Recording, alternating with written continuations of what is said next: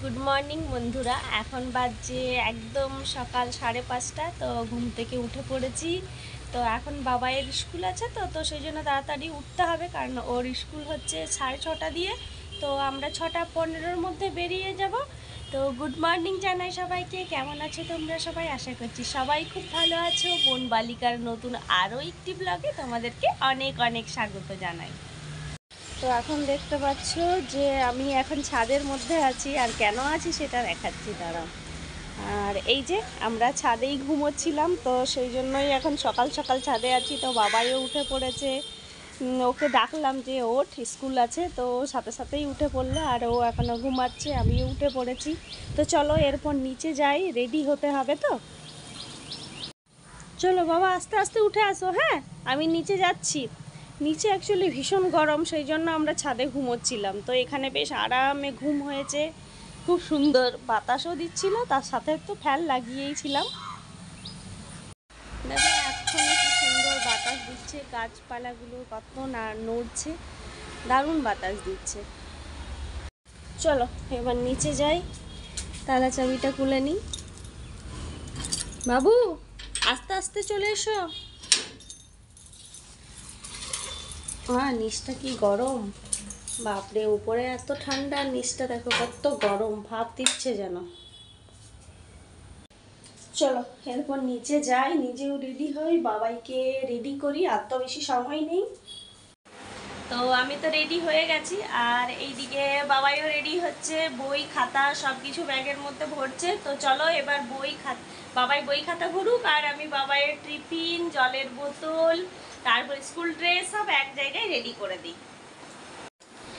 বাবাইকে school থেকে দিয়ে চলে এলাম। তো এখন বাজে 6:35। আজকে বাড়িতে এলাম, কেননা আজকে আমার টিউশনটা নেই বলতে, সকালে যে দুটো বাচ্চাকে পড়াই, ওদের আজ থেকে ওদেরও মর্নিং স্কুল, তাহলে কি করে পড়াবো বলো।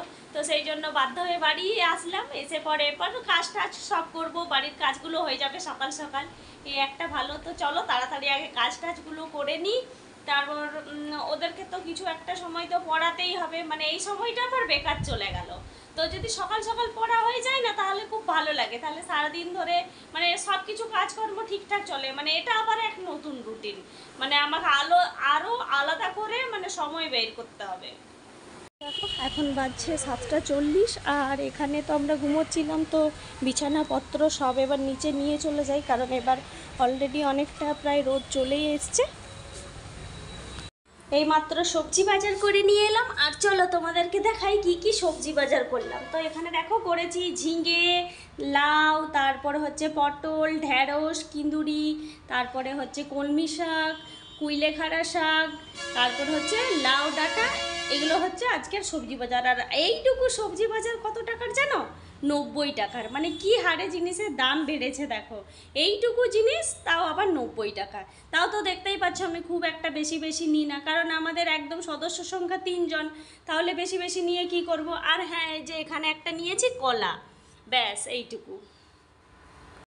সবজি বাজার করে সবজিগুলোও কেটে নিলাম। তো চলো আজকে কি কি রান্না করছি দেখাই তোমাদের। এখানে দেখো ভাত বসিয়ে নিয়েছি, কারণ না এখন বাচ্চা দেখো 9:35, আর বাবাই তাড়াতাড়ি চলে আসবে, মানে 11:30-11টার মধ্যে ছুটি হয়ে যাবে, সেই জন্য আমি রান্নাবান্নাটা না একেবারেই সেরে নিই।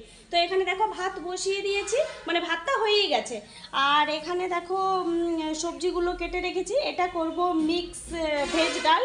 তো এখানে দেখো মুসুর ডালটাও ভিজিয়ে রেখেছি, আর এখানে গাজর, ক্যাপসিকাম আর বিমসুটিটা কেটে রেখেছি, এটা করব ডালটা।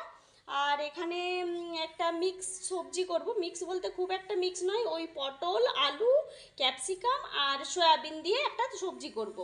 আর ফ্রিজে তো মাছ রাখা আছে, মানে মাছ ভাজা আছে, তো দেখি আজ মাছের কি করব। হয় এই মাছের হয়তো ঝোল করব, না হলে মাছের বাটনা করব, না হয় যদি বলে মাছ ভাজা খাবো তো মাছ ভাজাই করে নেব। তো এই হচ্ছে আজকের আমাদের দুপুরের মেনু। তো বাবা স্কুল থেকে চলে এসছে, আর আমার রান্না বান্নাও কমপ্লিট হয়ে গেছে। তো তোমাদেরকে আজকে বলি, বাবাই আজ গিটারে একটা সুর তুলেছে, মানে স্যার ওকে দিয়েছে, তো সেই সুরটাই তোমাদেরকে একটু শোনাবো। তো বাবাই সুরটা একটু শোনা।